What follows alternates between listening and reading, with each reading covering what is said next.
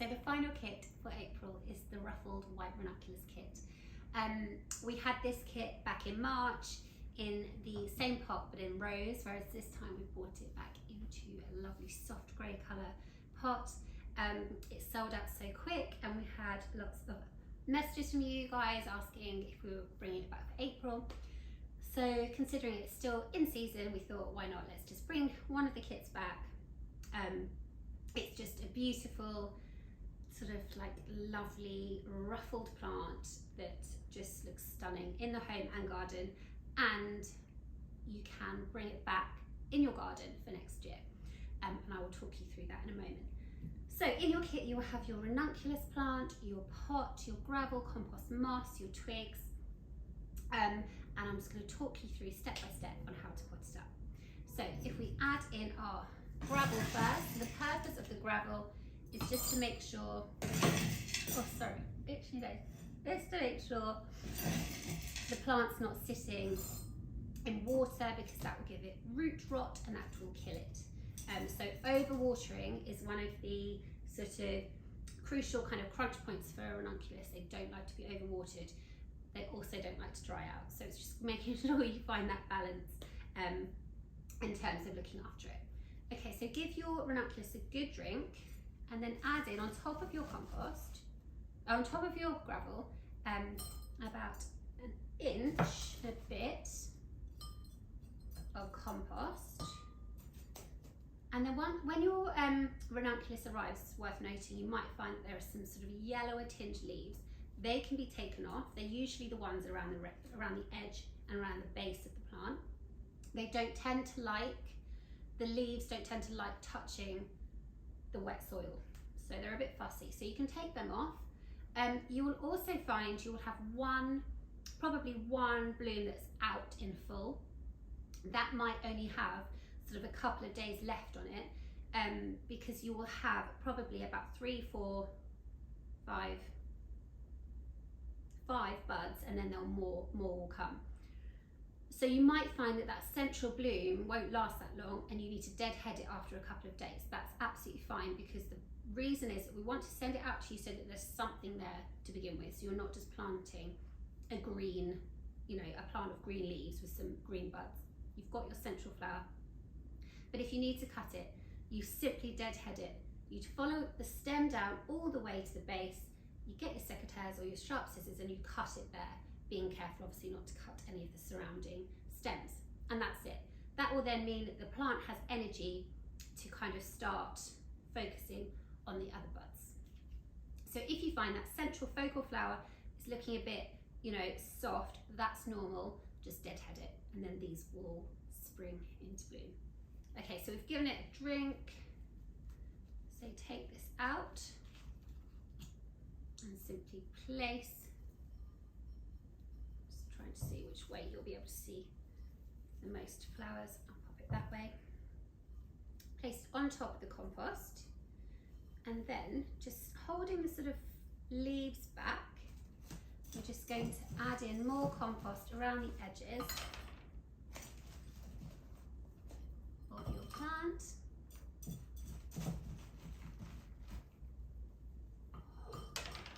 Just being quite careful of the leaves, but don't worry too much. Obviously we just need to be careful of the buds. You might see sort of 3 or 4 kind of quite big buds around the top, but there will also be buds sort of growing quite close to the base of your plant. Okay, you can give it a little jiggle and then just gently compress down.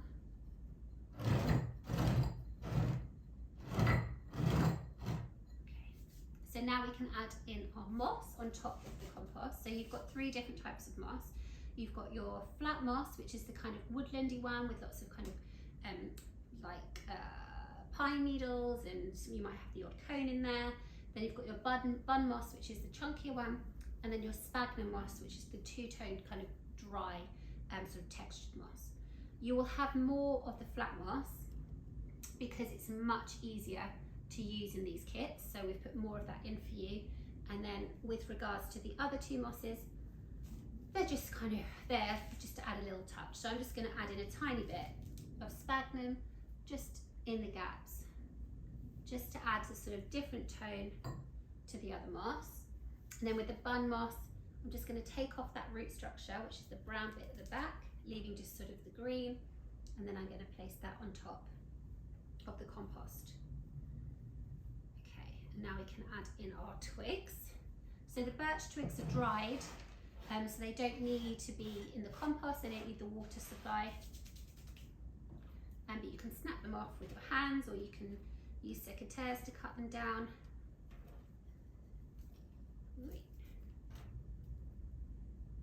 You can have them as long or as short as you want them. So, and you can also obviously have them varying heights. So that just needs to be placed down into your soil, into your moss, sorry.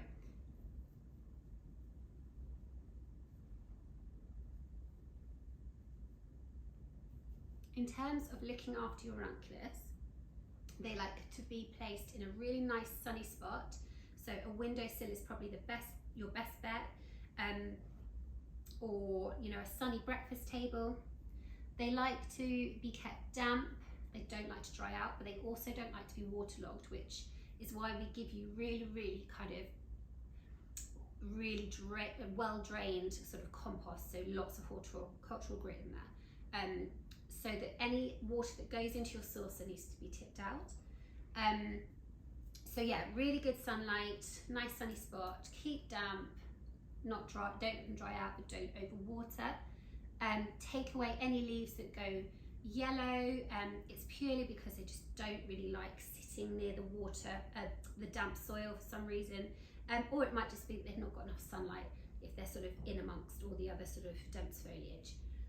You can just take those off. When the flower goes over, you can deadhead. I'll show you how to deadhead this now actually, and just take this one off. So this is the central one, and you're probably likely to get one big bloom that's probably nearly sort of past its best. And then that, by cutting this, it will encourage the others to bloom. So I'm just going to follow that down to the bottom, being careful not to cut any of the other stems, and I'm just going to snip it off like that. And that's all you need to do. And then now all of that plant's energy will go into blooming the other buds that are sort of starting to grow. So I can see some other tinier ones down there and there. So you should get some lovely florals on your ranunculus.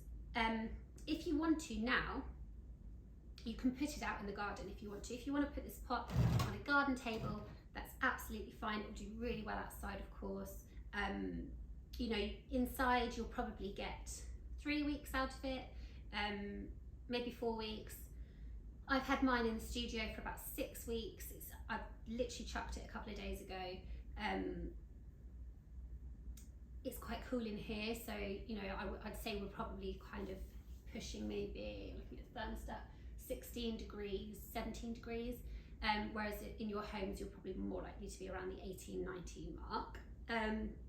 So I had 6 weeks out of mine, but it is cooler in here. And I think it probably ended at 6 weeks, so I just gave up and I stopped watering it because I just got distracted by other things, other plants. But I basically cut it down so that I would keep it for next year. So it's actually in a pile under the bench. So basically what you do if you want to plant it in the garden for next year is you allow it to die.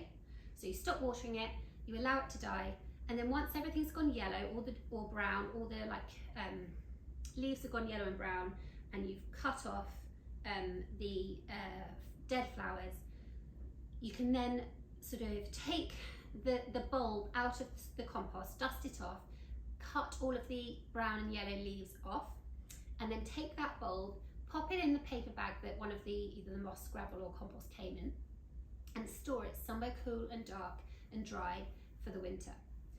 Then next spring, in March, once the frosts are finished, you can kind of rehydrate it by soaking it in some water for a couple of hours, and then simply put it in the ground 10 centimeters under and just see what happens. happens, and it should flower. You can, if you want to, if you can't be bothered to leave it in a cupboard and you'll forget about it or whatever, you can put it straight into the ground after you've cut, after it's gone sort of green and yellow and brown. You can put it straight into the ground and just see what happens. What's the worst that can happen? You know, you've enjoyed it in the home for a few weeks, and then hopefully next year it will come back. So there you have it. That is your white ruffled ranunculus kit.